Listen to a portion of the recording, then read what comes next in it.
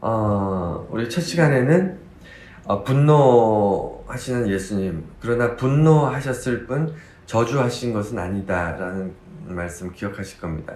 종교 지도자들을 향해서 예수님께서 분노하셨지만 그 분노는 그들이 멸망하고 망하기를 원하는 것이 아니라 그들의 잘못된 것을 바로잡아서 이 시대에 정말 빛이 없고 많은 사람들이 그릇된 길로 갈 때 정말 도움을 줄 수 있는 그런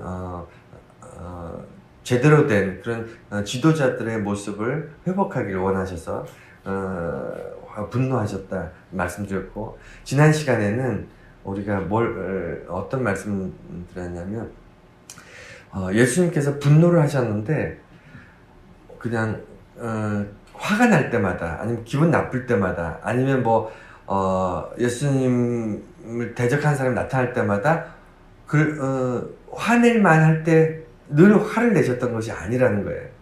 예수님은 분명히 구분을 하셨어요. 분노를 하실 때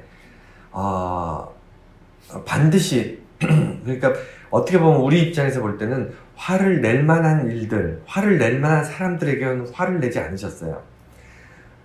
우리를 힘들게 하는 사람들, 죄를 짓는 사람들, 죄인들, 그 다음에 나라를 팔아먹은 사람들, 그 다음에 사회 규범을 어기는 사람들, 범죄자들, 그 다음에 문득병이나 이런 질병을 가지고 사람들에게 나타난 사건들, 이 모든 것이 당시에는 대단히 분노할 만한, 화를 낼 만한 일이었거든요.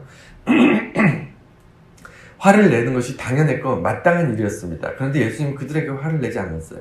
오히려 그들에게 손을 내밀고 치료하시고, 그리고 소외된 사람들, 세리라든가 아니면 이런 사람들은 지역 사람들이 아무도 그 친구가 되지 않았습니다. 그럴 때 예수님이 그들의 친구가 되어 주셨고요.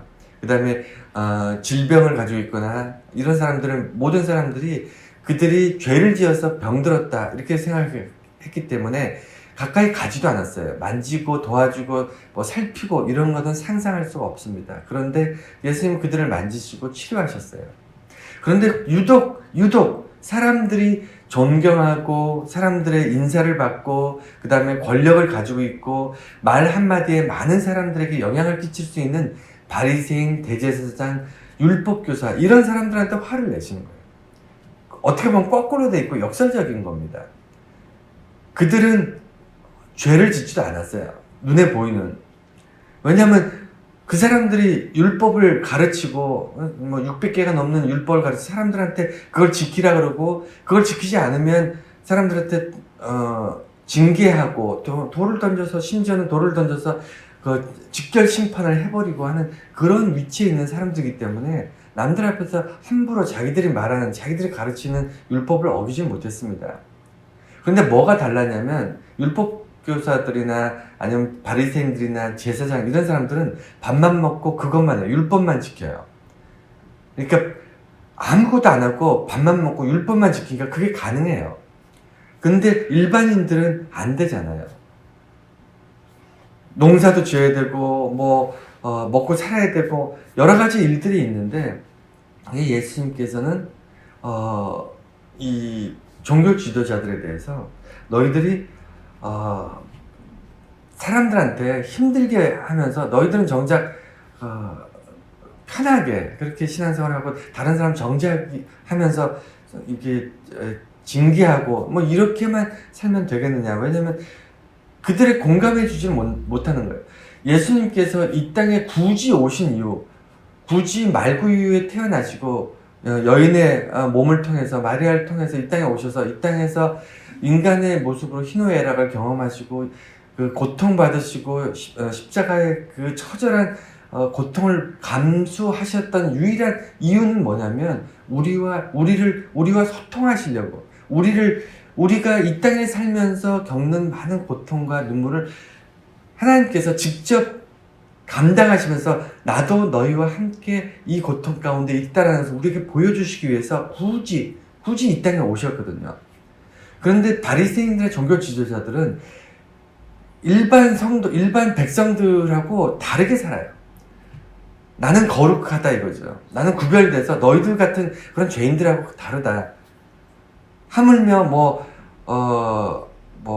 세리라든가 창기라든가 이런 사람들하고 도저히 이 말도 섞을 수 없는 거죠. 그들하고는 상종 자체가 안 되는 그런 거룩한 삶을 살려고 했던 그런 사람들이 종교 지도자였는데, 예수님께서는 이 종교 지도자들이 비난하는 그들과 함께하고 그들과 더불어 살면서 오히려 거꾸로 사람들 볼 때에는 죄도 없고 깨끗하고 정말 반듯하게 살고 있는 듯한, 그래서 정말 존경받을 만한, 존경받아 마땅한 그런 종교 지도자들을 향해서 예수님께서 화 있을 진저하고 분노하십니다.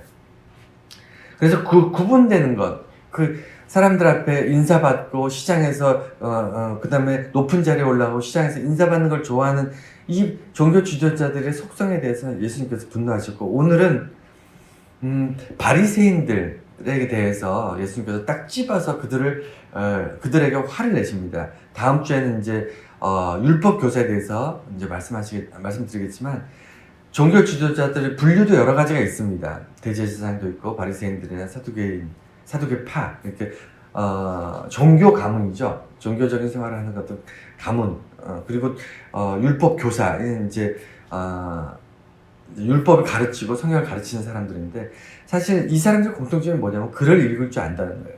여러분, 지금은 우리가 다 글을 읽지만 대한민국이 굉장히 빠르게 성장을 했잖아요. 70년 전에 전쟁 가운데 세계에서 가장 가난한 나라였다가 지금 선진국이 된 이 70년 동안에 우리나라가 급속도로 모든 분야에서 발전할 수 있었던 가장 기초가 뭐냐면, 우리나라가 문맹률이 낮다는 거예요. 모든 사람들이 기본적으로 글을 읽을 줄 알고 글을 쓸 줄 안다는 거예요. 이 문맹률을 빨리 퇴치해서 우리나라가 그것이 기초가 되고 바탕이 돼가지고 우리나라가 굉장히 빠르게 정치적으로나 경제적으로나 문화적으로 성장할 수 있었습니다. 거기에는 당연히 한글을 창제한 세종대왕의 우리 선조의 지혜와 그 어떤 용기와 그 어떤 우리가 물려받은 유산들이 참 위대한 유산들이 있습니다. 어쨌든 그래서 우리가 장족의 발전을 하다 보니까 우리가 가지고 있는 생각들이 이제 우리 돌아보지 못해요. 자, 우리는 높은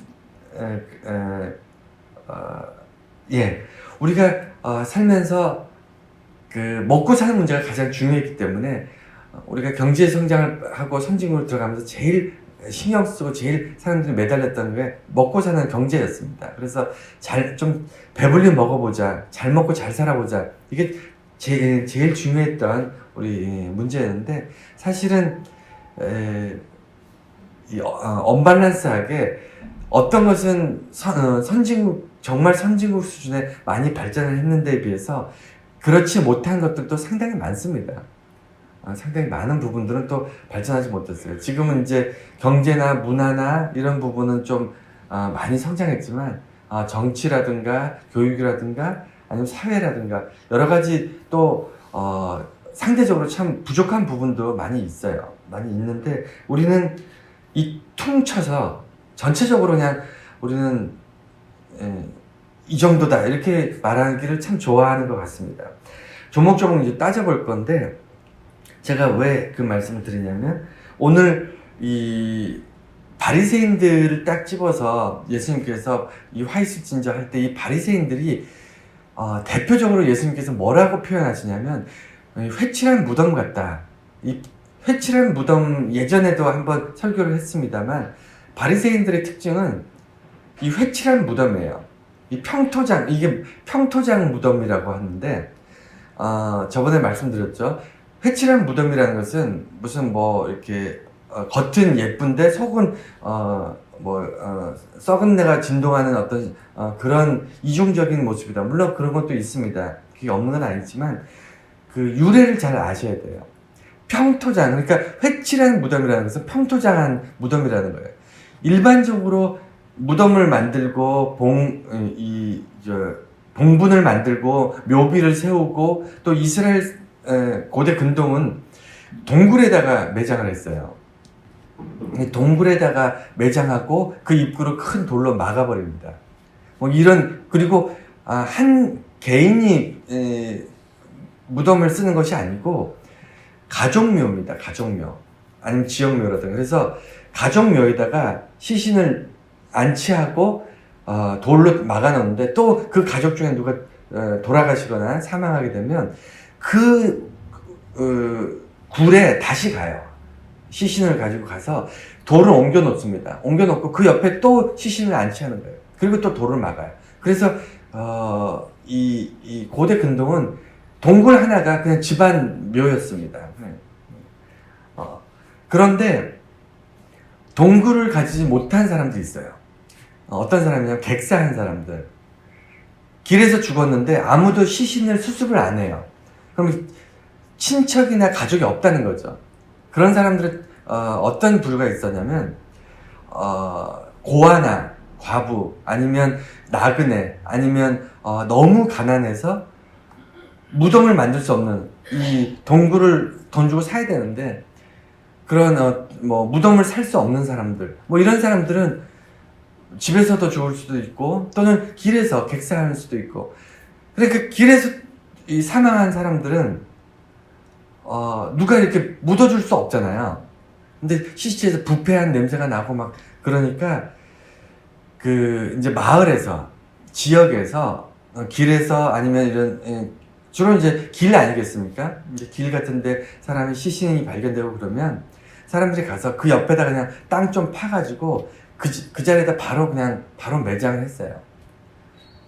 그러니까 어차피 그 묘비를 세울 일도 없고, 그 다음에 동굴을 사서 그런 사람들을 매장할 수도 없고 하니까 그냥 시신 옮기기도, 왜냐면 시신을 만지면 안 되거든요. 시신을 만지면 부정하다 그래서 또 정결 예식도 해야 되고 그러니까 시신을 만지기도 불편하고 하니까 사람들이 모여서 그 옆에다가 땅을 좀 파가지고 시신을 매장해 버렸습니다. 그러니 당연히 깊게 매장하지도 않죠. 깊게 매장하지도 않고 대충 좀 파서 시신을 매장하고 흙으로 덮은 다음에, 이게 사람들이 그 무덤을 밟으면 안 되니까 이걸 표시를 해야 되잖아요.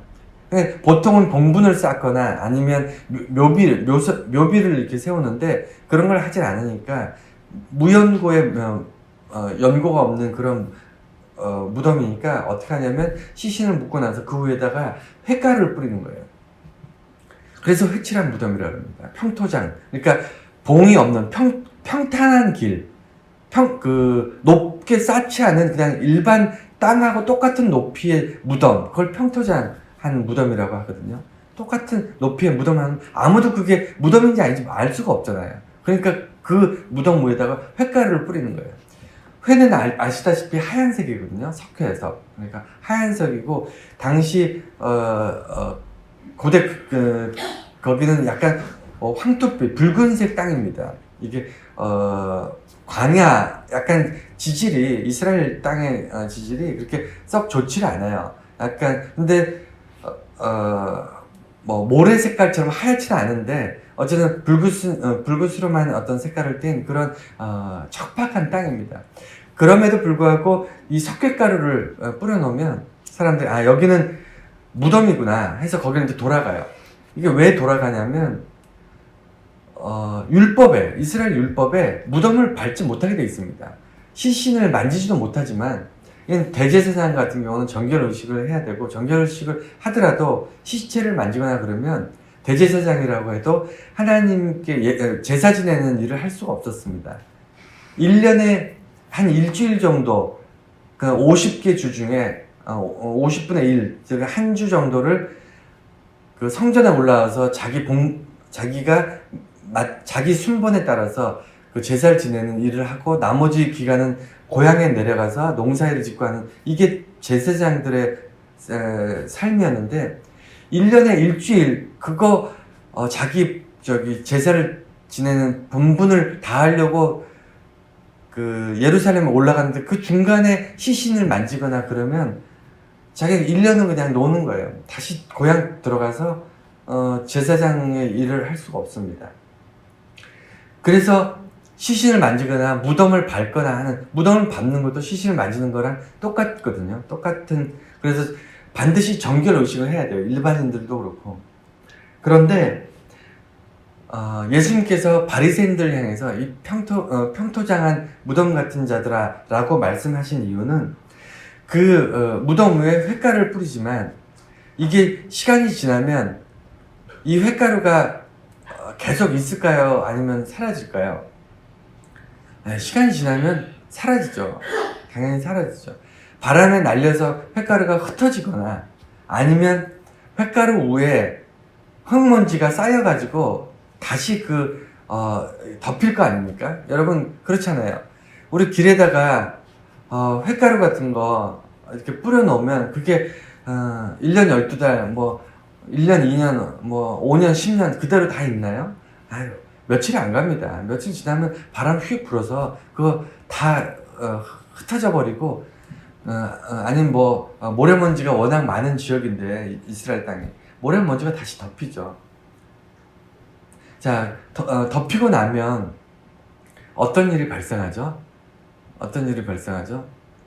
평토장 무덤에 이게 무덤이라는 것을 알릴 수 있는 유일한 게 회칠이라는 거예요. 회칠이 날아가고 나면 거기는 이제 어떤 일이 발생하는 거죠? 예. 거기를 지나가는 모든 사람이 무덤을 밟죠. 근데 무덤을 밟는 거는 잘못된 게 아니에요. 그럴 수 있습니다. 그렇잖아요. 자기가 일부러 밟는 것도 아니고 횟가루가 없으니까 모르고 밟잖아요. 모르고 밟을 수 있어요. 모르고 밟을 수 있는데 문제는 뭐냐면 자기가 무덤을 밟았다는 사실을 모른다는 거예요. 그게 문제예요. 그걸 모르면 어떤 문제가 발생하냐면 무덤을 밟으면 정결의식을 해야 되거든요. 정결의식을 하지 않은 상태로 하나님께 나가거나 성전에 들어가면 죽어요. 하나님께서 진노하셔서 이 불결한 자가 성전에 들어왔다 그래서 하나님께서 죽이십니다. 그걸 모르는 거예요, 사람들이. 그러니까, 살벌한 얘기를 말씀드렸지만 사실이 그렇습니다. 그러면 여기까지 하고 다시 이제 돌아와서 우리 한번 돌아볼게요, 우리 자신을. 아까 설교 초반에, 우리나라가 여러 가지가, 급속도로 발전을 했다, 이런 말씀을 드렸는데, 이 글을 읽을 줄 아는 것이 권력이라고 아까 말씀드렸죠. 글을 읽는 것이 바리새인, 대제사장, 율법교사 이런 사람들이 다 글을 읽었거든. 두루마리 성경, 이스라엘이 성경을 가지고 있는데 이 성경을 읽을 줄 알았던 사람들이에요. 글을 배운 사람들이고 읽을 줄 알았기 때문에 그것을 가르쳤어요, 사람들한테. 그런데 그대로 가르쳤을까요? 율법교들이 글을 알고 있는데 그래서 그것이 어떤 엄청난 권력이 됐고 그것 때문에 사람들로부터 왜냐하면 율법교사가 가르쳐주는 것 말고는 성경에 대해서 알 수 있는 방법이 없으니까 하나님의 율법을 대해서 배울 수 있는 방법이 없으니까 율법교사가 가르치고 바리새인들이 가르쳐주지 않으면 사람들이 알 수가 없으니까 당연히 그들은 존경받고 그 다음에 사람들의 어떤 권력을 가질 수밖에 없죠. 얻을 수밖에 없는데 가르치는 사람이 정말 성경에 두루마리 성경, 옛날엔 두루마리 이렇게 썼는데 거기에 있는 내용 그대로 가르쳤을까요? 어떻게 생각하세요? 어떻게 생각하십니까? 그대로 가르치지 않았다니까요. 안 왔어요. 그게 문제예요. 성경에는 그 600 몇 개 율법이 없었어요. 성경에 그거 기록되어 있습니까? 안 되지. 우리는 보잖아요. 우리는 글을 다 읽을 줄 아니까 우리들은 성경 읽으면 600개의 율법이 없잖아요. 주일날 몇 발짝 이상 못 갔다니까, 못 걸어 다녔다니까요. 주일날 불을 떼서, 그러니까 안식일날 불을 떼가지고 밥을 하면요, 그거 돌 맞아 죽었어요. 율법을 어기는 겁니다. 주일날은요, 그 전날 먹을 걸 준비해놨다가 주일날은 가만히 안 있어서 전날 준비해놓은 음식을 먹어야 돼요. 불을 떼가지고 음식을 하면요, 동네 사람들 몰려들어서 돌 던져 죽입니다. 그게 율법이에요. 그거 성경에 있나요? 없잖아요. 근데 그걸 가르쳐요. 율법교사들이. 왜? 자기들이 사람들을 올가매는 겁니다. 그런데 중요한 건 뭐냐면 일반인들은 글을 모르기 때문에 율법교사가 자기가 의도적으로 또는 아니, 무식해서 아니면 뭐 어떤 이유가 있어서 잘못 가르치는 거에 대해서 알 수 있었을까요? 몰랐어요. 바리새인들 똑같습니다. 바리새인들이 율법에 대해서 가르치고 율법 교사는 성경에 대해서 가르치고 바리새인들은 그 성경을 지키는지 안 지키는지 율법대로 사람들이 백성들이 사는지 안 사는지 감시했어요. 그리고 율법 교사 바리새인들은요 율법대로 안 사는 사람들을 향해서 사람들을 선동해가지고 그 사람을 정죄하거나 정말 파문시키거나 아니면 돌을 던지거나 아니면 동네에서 내쫓거나 하여간 어떤 식으로든 민정경찰 같은 그런 역할을 하는 게 그게 바리새인들이었거든요. 절대적인 권력이죠. 사법권을 가지고 있고 행정권을 가지고 있고 입법권을 가지고 있으니까. 그러니까 말도 안 되는 권력을 가지고 있는 이 바리새인들. 그런데 이것이 오늘날 우리가 사는 삶에 이렇게 비춰보면요. 이 바리새인 같은 사람들이 우리 주변에 너무 많아요. 교회도 당연히 많이 있고요. 교회도 2단부터 시작해서 정통 교단인데도 사람들을 이렇게 이렇게 그건 좀 이따 말씀드리고 요새 정치 시즌이죠. 내년 대선이 있어서 우리나라 사람들 정치에 예민합니다. 정치에 예민하고 어디 가서 두 가지는 얘기하면 안 된대요. 잘 모르는 사람들 이렇게 모이면요. 종교 얘기, 정치 얘기하면 싸운답니다. 그래서 어떤 모임, 뭐 동호회라든가 이런 모임, 우리나라에서 모임을 만들 때 회칙에 반드시 넣는 게 뭐냐면 우리의 모임은 정치적이지 않고 종교적이지 않다. 다시 말해서 두 가지 얘기를 절대로 화제에 올리지 않는다. 이런 얘기를 한답니다. 우리나라 사람들 정치에 민감해요. 종교는 나중에 다시 말씀드리고 정치에 민감합니다.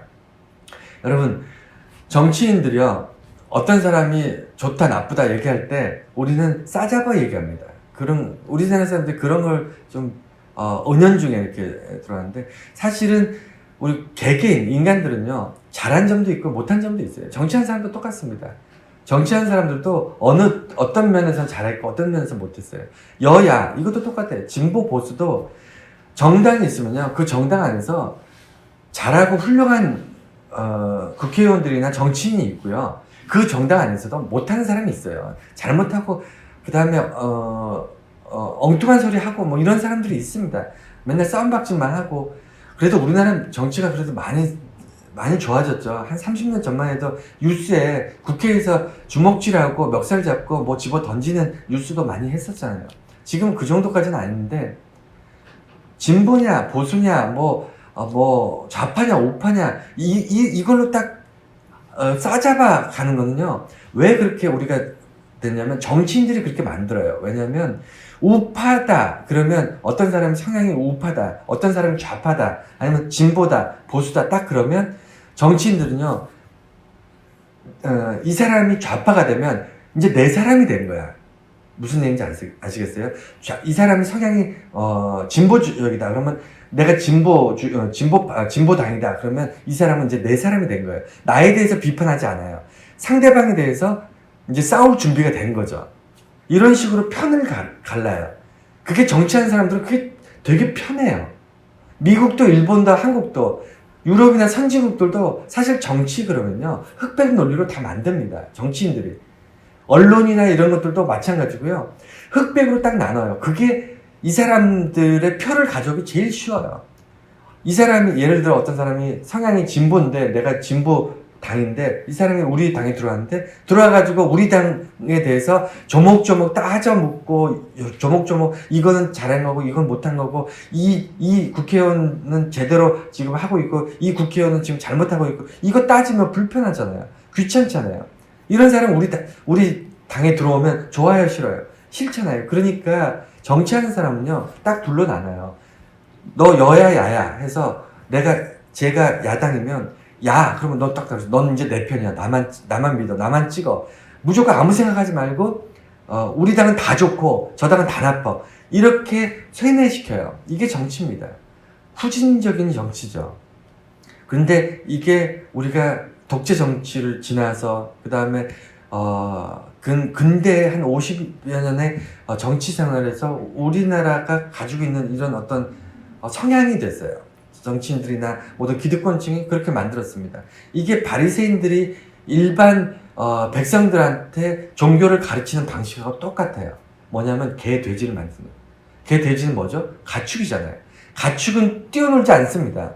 푸른 초장에서 자기가 먹고 싶은 걸 먹고 자기가 뛰어다니고 싶은 대로 뛰어다니지 않아요. 개, 돼지는요, 가축은요, 막사에다 우리 안에 딱 요만큼 들어갈 만큼 거기다 딱 가둬놓고요, 움직이지 못하게 합니다. 그래야 살이 찌고 그래야 고기가 많이 나오니까 움직이지 못하게 하고 정해진 음식, 정해진 물만 먹습니다. 자기가 선택하는 게 하나도 없어요. 가축은 그렇게 키워요. 그래서 목적이 뭐죠? 고기잖아요. 고기를 얻어서 살쪄서 그 내다 파는 것. 그래서 가축의 가치는요, 가축이 특별히 이 돼지는 잘 뛰어다니고, 이 돼지는 식성이 좋고, 이 돼지는 성격이 까칠하고, 우리는 이 가축들에게 그렇게 분리하지 않아요. 그렇지 않습니까? 가축은 다 같이 얘는 이제 팔아먹을 만한 그럼 컸고, 얘는 좀 더 키워서 팔아야 되고, 이런 걸로 나눠지지, 가축을 그 성향대로, 기질대로 평가하지 않습니다. 근데, 어느 순간부터 우리는, 백성들이, 우리는 가축이 됐어요. 정치인들이 그렇게 보는 거죠. 그렇게 만들었어요. 왜? 우리는 싸잡아서 평가하기 때문에. 우리는 따지지 않기 때문에. 제가 이 말씀을 왜 드리냐면, 여러분, 선진적인 정치를 하고, 좀 종교도 마찬가지예요. 우리가 왜 정치 얘기하고 종교 얘기하고 왜 싸우냐면 분별력이 없어서 그래요. 예수님께서도 말씀하세요. 너희들이 분별력을 가져야 된다. 뭐가 옳고 뭐가 그른지, 뭐가 잘못된 건지 분별력을 가지라 했는데, 바리새인들이나 종교 지도자들은 일반 이스라엘 백성들이 분별력을 가질 수 없게 만들었어요. 평토장한, 그러니까 이 평토장한 무덤을 밟아서 문제가 발생하는 근본 이유가 뭐냐면요, 거기다 무덤을 만들면 안 돼요. 그러니까 봉분을 쌓아야 된다, 묘비를 세워야 된다, 다 맞아요. 아니면 수시로 횟가루를 뿌려야 된다, 다 맞지만 근본적인 문제는 뭐냐면, 길거리 사람 다니는 곳에다가 무덤을 만들면 안 되잖아요. 그게 문제인 거 아닙니까? 그렇죠. 그런데 바리새인들이나 이런 사람들이 위험한, 사람들이 오해할 수 있고 잘못될 수 있고 실수할 수 있고 이런 일들을 계속하는 거예요. 근데 그 이유가 뭐냐면, 사람들한테 지식을 가르치지 않아요. 그러니까 이곳이 무덤이다라는 것을 사람들한테 미리 알려줬으면, 그것을 알려줬으면 사람들이 피해 가겠죠. 그리고 어쨌든 뿌리가 죄를 짓는다거나 죄를 짓고 산다든가 이런 일들을 겪지 않을, 그래서 피해갈 수 있는 방법을 찾겠지만, 이스라엘 사람들은 분별력을 가질 수 없게 만들었기 때문에, 그것은 뭐가 좋냐면, 정치한 사람들은 많은 사람들의 표를 얻기 위해서는 어떻게 해야 되냐면 군중 심리를 이용하잖아요. 종교 지도 바리새인들도 똑같아요. 많은 사람들이 내 말을 듣게 하려면요, 사람들 분별력을 상실해가지고 말 한마디에 사람들 우르르 따라오게끔 해야 됩니다. 개인적으로 여러분들은 어떻게 생각하시는지 모르겠어요. 누구죠? 전광훈 그 사람 이제 저번 주에도 그 얘기를 했는데, 전광훈 이 사람이 목사로 그 수백 명을 목회를 합니다. 수천 명이라고 자기 입으로 그렇게 하는데, 그리고 수시로 광화문에 이런 데 나가서 집회를 하고, 저는 그것이 잘못됐다는 게 아니에요. 목사라고 정치적 성향이 없을 수는 없겠죠. 그것이 잘못된 게 아니고, 문제는 그 사람이 그렇게 정치만 하는 거잖아요. 목사라기보단 정치인에 가까운데, 자기 소신에 의한 정치를 하게 되면 어떤 문제가 발생하냐면, 그 사람을 목사로 따르는 많은 성도들이 하나님을 섬기는 일보다 정치하는 일에 더 몰두할 수 있어요, 없어요? 네. 정치를 통해 세상을 바꾼다고 생각해요. 예수님을 통해 세상을 바꾸는 게 아니고요. 예수 그리스도의 말씀이 세상을 바꾸는 게 아니고요. 정치가 세상을 바꾼다고 생각합니다. 전광훈의 그 패거리들은 안 그럴 것 같아요? 그렇다니까요. 심지어 그를 따르는 목사라는 사람들도 전국의 목사라는 사람들 중에서 전광을 추종하는 목사들 많이 있는데 집회할 때마다 전국에서 올라옵니다. 그리고 선지자라 그래요. 선지자. 전광훈이 선지자랍니다. 우리나라를 바꾸고 정치를 바꾸는 이런 습관이 어디서 나오냐면 일반인들에게 아까 제가 말씀드렸죠. 개인도 잘한 게 있고 못한 게 있고요. 정치도 어떤 당이냐가 중요한 게 아니고 그 당 안에서 잘한 게 있고 못한 게 있고 이런 것을 따질 줄 알아야 돼요. 그래야 자기 스스로 분별력이 생겨서 뭐가 옳다 뭐가 그르다는 걸 자기 스스로 분별할 수 있습니다. 여러분 길에 평토장이 한두 개가 있었겠어요? 뭐 무덤에 하나만 있었겠습니까? 수많은 평토장이 있었어요. 화가루가 여기저기 뿌려져 있었을 거 아닙니까? 이런 거 어떻게 매번 기억하고 그걸 다 피해 다닙니까? 어떻게 하냐면 방법은 하나밖에 없어요. 내가 평토장한 무덤을 구별해낼 수 있는 능력이 있어야 돼요. 그걸 기르지 않으면요. 그래서 제가 싫어하는 것 중에 하나가 뭐냐면 얼마 전에도 그런 얘기, 우리 집에서도 그런 얘기를 한번 한 적이 있었는데 요새 뭐 TV 그 오징어 게임 뭐 이런 드라마가 세계적으로 유행을 합니다. 그 유행을 하면 그게 되게 폭력적이고 되게 기독교적이지 않고 반기독교적이거든요. 근데 전 세계에서 가장 지금 핫하게 가장 많은 엄청난 이슈가 되고 있습니다. 우리나라의 문화들이 지금 전 세계에 어떤 엄청난 센세이션을 일으키는 게 많아요. 오징어 게임이라는 드라마가 있는데 아니나 다를까 사람들이 나와서 이제 유튜브나 이런 데에서 얘기를 하는 거예요. 그건 보면 된다 안 된다 이런 면에서 나쁘다 좋다. 여러분 그거는 그 사람이 얘기하는 거고 그 사람이 얘기하는 거고요. 왜 오늘날 이 기독교인들이 하나밖에 안 보냐면 나머지를 보지 않기 때문이에요. 왜 하나만 보고 그 안에서 다른 것들을 경험해보지 못하니까 왜냐면 어떤 사람이 그건 안 돼, 그건 가지마 하니까 안 가니까 세상에서 제일 무서운 거는요 책을 딱 한 권만 본 사람이에요. 책을 한 권도 안 본 사람은 무식해서 그 사람은 자기 스스로 자기를 믿지 않습니다. 하지만 책을 딱 한 권만 본 사람은요 앞뒤 보지도 않고 자기가 알고 있는 한 가지만 가지고 살아가거든요. 기독교가 오직 하나만 보고 그냥 이렇게 돌진하는 코뿔소 같은 그런 삶을 살면 안 됩니다. 왜냐면 세상을 알아야 돼요. 세상을 알아야 분별할 거 아닙니까? 왜 세상이 잘못되고 있는지, 세상에 어떤 문화가 있고 어떤 흐름이 있는지 알아야 우리가 가지고 있는 성경과 하나님 말씀을 통해서 세상이 이런 면에서 잘못됐구나 하는 걸 분별할 수 있죠. 내가 아는 게 하나밖에 없으면요 세상을 분별할 수 없어요. 지식이 딸리는데요. 경험이 딸리는데 어떻게 분별합니까? 그런데 어떤 사람들은 자기가 미리 갔다고 해서 거기는 가지 마 하면 자기를 제외한 나머지 사람들은 다 바보를 만드는 거예요. 분별 능력이 없는 사람을 만드는 거예요. 바리새인들이 그렇게 만드는 겁니다. 제가 바리새인이라면 내가 성경을 보니까 너희들은 안식일날 밥해 먹으면 불 떼서 밥해 먹으면 안 된대. 너희들 그렇게 하지 마. 이렇게 얘기하는 게 바리새인인 거예요. 그럼 사람들은 성경을 모르니까 지식이 없으니까 성경을 모르니까 정말 그런 줄 알고 안식일날 불 떼서 밥해 먹으면 큰일 하나님으로부터 저주받는 줄 알고 지금도 그렇게 살고 있습니다. 600개의 그 율법 안은 지금도 유대인들은요 주일날 밥 안 해 먹어요. 예수님께서 분노하시는 결론을 말씀드리겠습니다.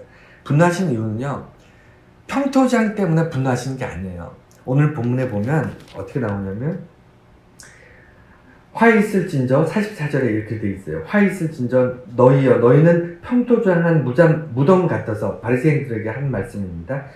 평토장한 무덤 같아서 그 일을 밟는 사람이 알지 못하느니라. 그러니까 예수님의 분노는 알지 못하게 했다는 거예요. 알지 못하게 했다. 그것 알면 돼요. 다시 말해서 우리 죄를 지을 수 있습니다. 죄를 지으라는 것이 아니고 우리는 기독교인이지만 전 목사지만 여러분 장로 집사지만 우리 살면서 죄 안 짓고 살 수 있나요? 안 돼요. 여러분 죄 안 짓고 살려고 기독교인 중에서 청교도라는 제도가 있었습니다. 청교도. 미국에는 아직도 좀 있어요. 청교도라 해서 따로 자기들끼리 모여 삽니다. 그래서 뭐 사회랑 경이 돼서요. 사회에서 어떤 죄 지을 만한 것들 다 단절시켜 놓고 정말 말씀대로만 살겠다고 해서 정말 죄지지 않고 살겠다고 해서 이렇게 모인 그런 집단이 있어요. 우리나라 따지면 예전에 신앙촌 있었잖아요. 비슷한 게 미국에 있어요. 청교도라고 하는데, 청교도 집단이라는데, 머리 길게 이렇게 따 내리고, 뭐 이렇게 까만 모자 쓰고, 까만 옷 입고, 이렇게 사는 사람들이 있습니다. 지금도 미국에. 색깔 있는 옷 안 입어요. 어쨌든 자기들끼리 모여서 이렇게 농사 지면서 먹고 사는 그런 사람들이 있는데, 이 사람들 죄 안 질까요? 이 사람들도 죄 지어요. 이 사람들도 죄 짓습니다. 인간은 이 땅에 살면서요, 죄 안 지을 수 없어요. 근데 중요한 거는요, 내가 몰랐기 때문에 평토장한 무덤을 밟을 수 있어요. 아니면 알고도 밟을 수 있습니다. 근데 중요한 건 뭐죠? 정결의식이에요. 죄를 지었지만 평토장한 무덤을 밟아서 내가 불결하다, 어떤 그런 뭔가 이렇게 부정하게 됐어요. 그건 큰 문제가 아닙니다. 왜냐하면 다시 자기가 그걸 알고, 내가 평토장한 무덤을 밟았구나 하는 것을 알고, 그리고 하나님께 나가서 정결 의식을 하면 됩니다. 오늘날로 따지면요, 우리가 죄를 지었으나 주님 앞에 나가서, 예수님의 십자가 앞에 나가서 고백하면 돼요. 회개하면 됩니다. 그래서 예수님께서 십자가 지신 거 아니에요. 우리는 어리석어서 또는 어떤 잘못된 세력들에 의해서 우리가 부지불식 가운데 알면서도 또는 모르고 죄를 지을 수 있습니다. 그래서 죄를 지으면 어떻게 하죠? 예수 그리스도의 십자가에 나가면 돼요. 정결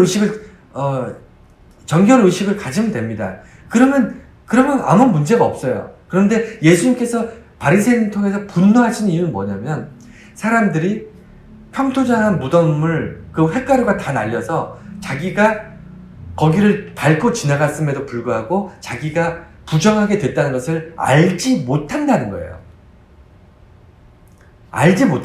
그러면 어떤 문제가 발생하냐면 정결의식을 갖지 못하잖아요. 자기가 죄인이라는 걸 알지 못합니다. 오늘날 기독교인들의 문제가 뭐죠? 자기가 죄인이라는 걸 인정하지 않아요.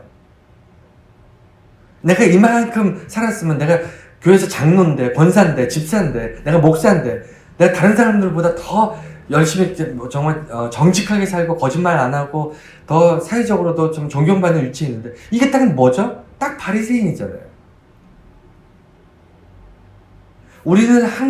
나는 항상 죄 가운데 있고 부지불식간에 평토장한 무덤을 밟을 수 있는 그런 존재이기 때문에 항상 내가 죄를 인식하고 예수님께 나가야 돼 라는 생각들을 가지고 살아야 되는데, 바리새인들이 그걸 죄라고 느끼지 못하게 합니다. 우리가 예를 들어 어떤 것이 있을까요?